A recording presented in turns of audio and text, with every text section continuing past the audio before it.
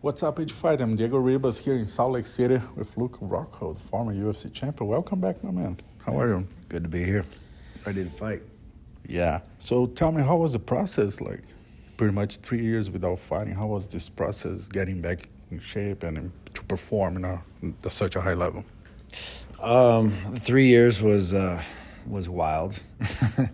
I lived my life a little too much, and I kind of hit like some low points, I guess, and I realized what makes me me was martial arts, and I needed to find that, and so to cut out this whole lifestyle that I thought I wanted, and to go out there looking for that last years was a false understanding, and I ended up going off the deep end in COVID, like we all did. We all abused alcohol and got to certain places where it was drive us a little insane. So I hit that point, and I decided to cut off that lifestyle and stop drinking alcohol. And I've been about 7 months now, and my whole life, getting in the gym and just being the best I could be. I went through a lot of surgeries too in the process, and so recovering from all that was key and necessary to just put my whole self, my mind, my body into healing and to being the best fighter I could be. Within the first couple months, I was like, maybe I can fight.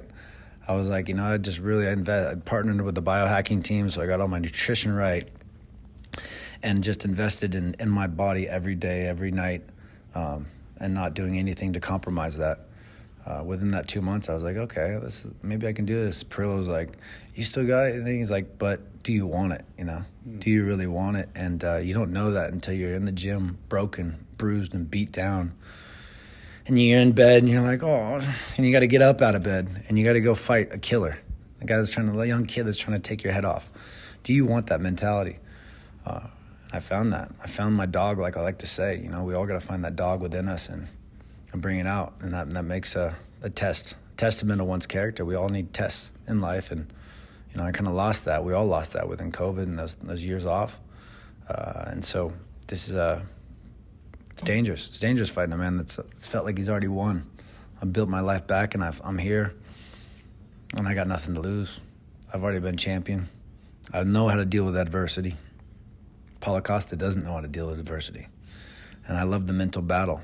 Yeah, he scares me, for sure. It got me up out of bed. I chose Paulo Costa because he does scare me.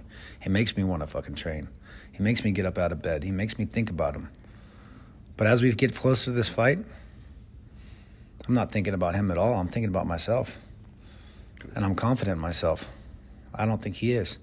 I think the more he sees me, the more he sees less in himself. And that's what I plan on taking from him Saturday night. Sweet. Let me last question about that. How hard was this process for you? Have you ever thought about maybe stop fighting? Like, I know I wanted a break. I know I needed to get out. And towards the end of my this COVID and drinking and things, and I started to get a little crazy. Started to get a little little feisty at the clubs, and I was getting angry, and I was like, maybe I need to fight somebody, maybe I do. And, I never lost sight of that. Like I said, I never retired. I never wanted that. People always want to make a statement, whatever, a promotional tactic to say they retired and then to come back. And, I'm not fake. I'm as real as it can be, and I just wanted a break. And I was burnt out. Injuries had built up and all these surgeries and things, and I was just, my body wasn't there. My mind wasn't there. I was chasing it, going to Florida and doing all these things, trying to force things to work. Force the fight game, which you can't force. When you force the fight game, you get fucking hurt. You create openings. And I did that. You can see that in my performances. My post winning the world title. You can see this style in which I fought. And the whole current fan base is so new. That's all they know. They don't remember the old Luke, and that's what I plan on showing. Awesome. Let's talk about Paulo. I'm from Brazil. Paulo is Brazilian, so all the fans are waiting for this fight so much. Yeah. And how do you see Paulo as a fighter, and how do you see him as a person? Looks like you guys kind of don't like each other a little bit. I don't think that much of him as a person. I think he's I think he's trying to find himself, obviously. You know, he was so built off emotion and trying to intimidate guys for so long. I think he hit some adversity and he got met by, you know, when you meet a man in the middle and you question him and you're like, I'm a bigger fucking man than you, and I can hurt you too. I think that's messed with his mind, and I think he's hit that adversity, and that's the true testament of one's character is adversity. And I don't think he's dealing with it well. And of course I'm at adversity, but I've dealt with it and I've conquered that adversity over and over again, and I've shown that.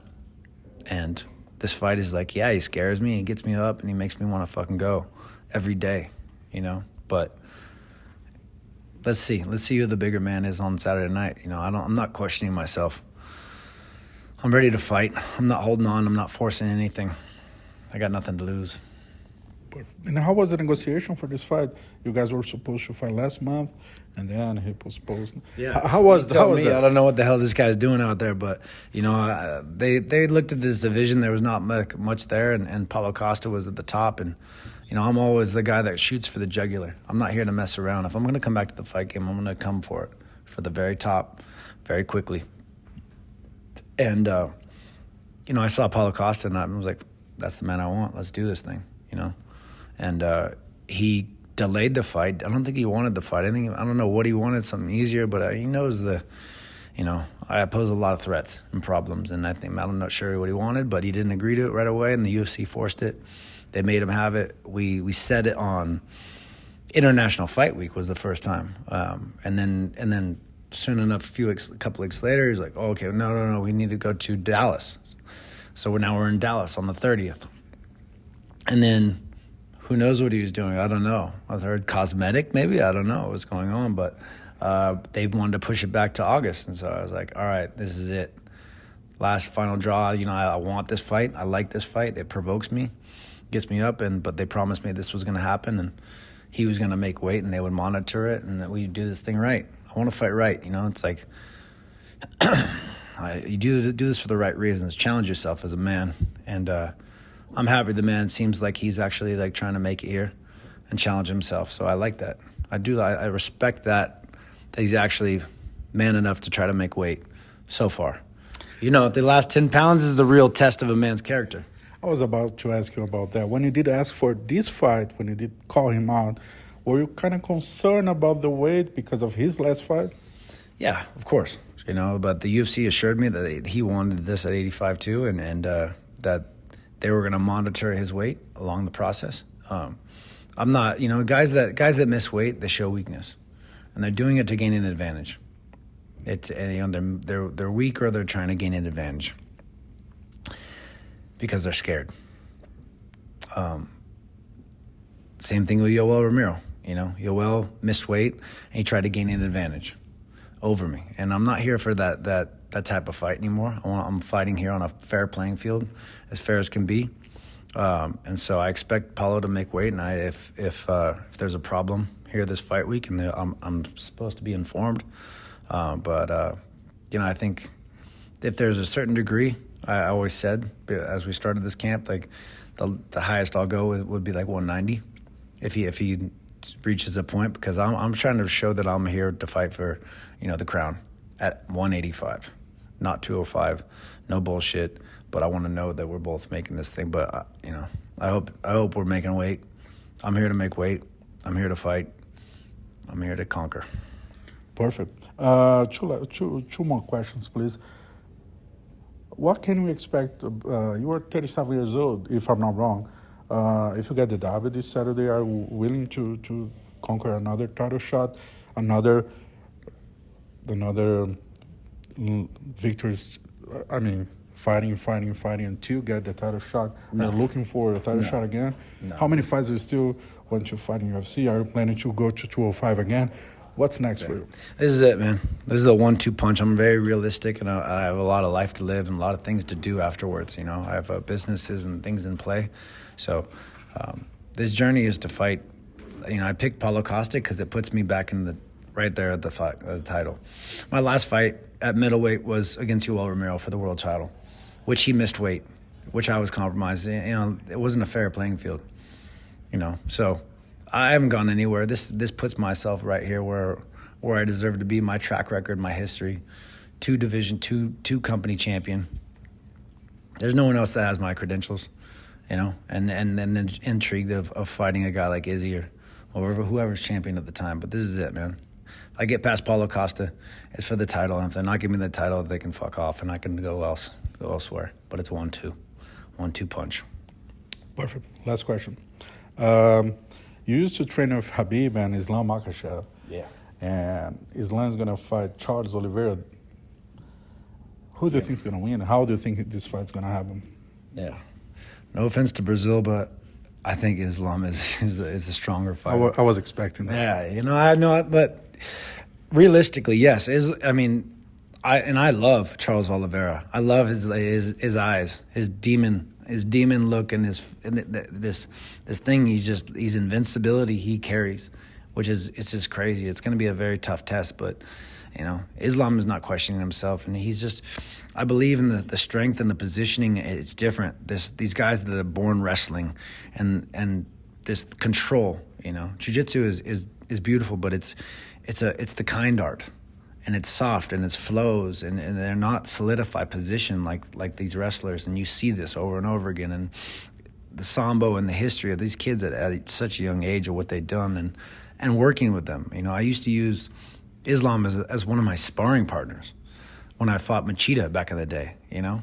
No 55-pounder works with me like this. And then it gives me like a good, you know, like a good go. Even Khabib? You know? Huh? Even Khabib? Habib, I mean, like grappling, yes, but Islam was a better striker. You know, we always said he was like, you know, this 2.0 because he was a better striker. Maybe not the control that Khabib had, but you know, he always had this knack for striking, which was above Khabib at the time. But he still had this master of sport, grappling and sambo. So these two, you know, were like, there's no one like these two. You know, what I've felt at 155 pounds that can actually give me a run for my money and make me work, really, really work. And I just expect a different level of control. If Islam's, if he gets a hold of Charles, he's gonna slow that psycho down. And I love that psycho. But I'm very excited for the fight. Charles he's got so many weapons on the feet. I think he's a more dynamic, dangerous striker, maybe, but when it comes to, you know, most fights hit the ground, let's just say. And I don't see the advantage for them there.